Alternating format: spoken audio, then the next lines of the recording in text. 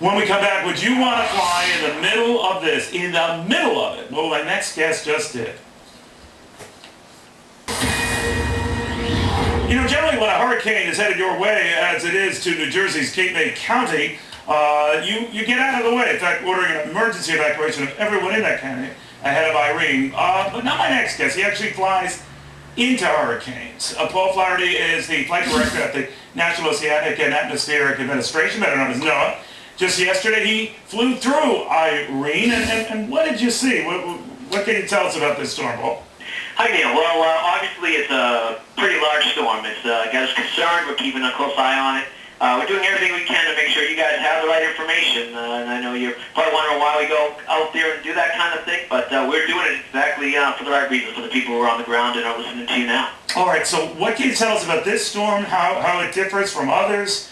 Anything?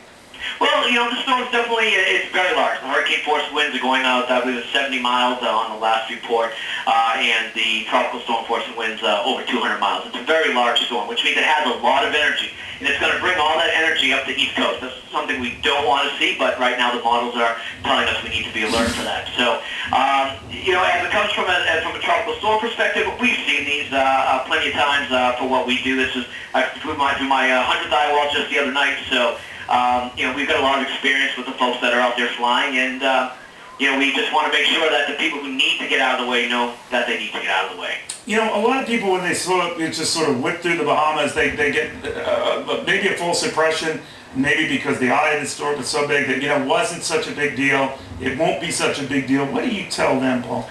You know, I would tell them, talk to anyone who's ever actually been through a hurricane. And they'll always tell you that if they did stay, they wish they hadn't. The problem is a lot of people think they've been through hurricanes, and they say, oh, well, I was through Hurricane Charlie. But if you were in the hurricane, you know it, and you don't want to be there or not. I've never heard someone say they were glad they stayed through a hurricane when they were hit directly.